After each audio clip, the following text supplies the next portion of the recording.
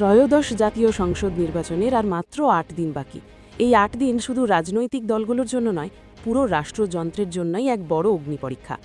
এই নির্বাচনে সবচেয়ে বেশি আলোচনায় যে বিষয়টি, সেটি হলো প্রশাসন। কে প্রশাসনকে ব্যবহার করছে, কে প্রভাব বিস্তার করছে, কে কার পক্ষে, এই প্রশ্নেই এখন রাজনীতির উত্তাপ চরমে। একদিকে বিএনপি, অন্যদিকে জামায়াত, পাশাপাশি এনসিপি ও স্বতন্ত্র প্রার্থীরাও অভিযোগ তুলছে। সব পক্ষই বলছে প্রশাসন প্রতিপক্ষের নিয়ন্ত্রণে। অভিযোগ আর পাল্টা অভিযোগের এমন পর্যায়ে পৌঁছেছে যে সাধারণ ভোটাররাও প্রশ্ন তুলতে শুরু করেছে। তাহলে প্রশ্ন হলো, প্রশাসন কি সত্যিই নিরপেক্ষ থাকবে? জনপ্রশাসন বিশ্লেষকরা বলছেন বিষয়টি এতটা সরল নয়। এর উত্তর খুঁজতে হলে আমাদের ফিরে যেতে হবে ২০১৮ সালের একাদশ জাতীয় সংসদ নির্বাচনে। সেই নির্বাচনে দিনের ভোট রাতে দেওয়ার অভিযোগ শুধু রাজনৈতিক বক্তব্যে সীমাবদ্ধ ছিল না।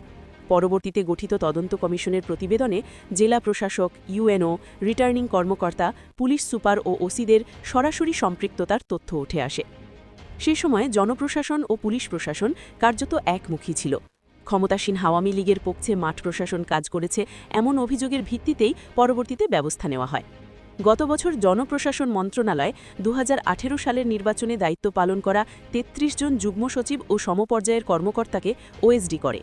এছাড়া ২০১৪, ১৮ ও ২০২৪ সালের বিতর্কিত নির্বাচনে দায়িত্ব পালন করা অন্তত ২২ জন সাবেক জেলা প্রশাসককে বাধ্যতামূলক অবসরে পাঠানো হয়েছে।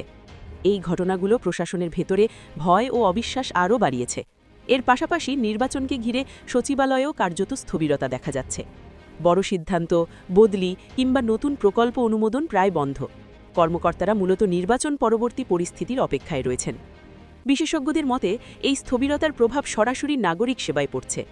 নির্বাচন কমিশনের সাবেক কর্মকর্তারা বলছেন, একটি ভালো নির্বাচন শুধু প্রশাসনের উপর নির্ভর করে না, রাজনৈতিক দলগুলোর আচরণও এখানে বড় ভূমিকা রাখে। গত ৩টি বিতর্কিত নির্বাচনের পর দেশের বিপুল সংখ্যক মানুষ ভোটাধিকার থেকে বঞ্চিত হয়েছে। এবার তারা অপেক্ষা করছে একটি শান্তিপূর্ণ ও গ্রহণযোগ্য নির্বাচনের। এই নির্বাচন প্রশ্নবিদ্ধ হলে শুধু সরকার নয়, পুরো গণতান্ত্রিক ব্যবস্থাই ঝুঁকিতে পড়বে। প্রশাসনের নিরপেক্ষতা তাই কেবল প্রশাসনিক বিষয় নয়, এটি রাষ্ট্রের অস্তিত্বের প্রশ্ন। এখন দেখার বিষয়, প্রশাসন কি দলীয় চাপের ঊর্ধ্বে উঠে রাষ্ট্রের পক্ষে দাঁড়াতে পারবে, নাকি ইতিহাস আবারও নিজেকে পুনরাবৃত্তি করবে? এর উত্তর মিলবে ভোটের দিন ১২ তারিখ।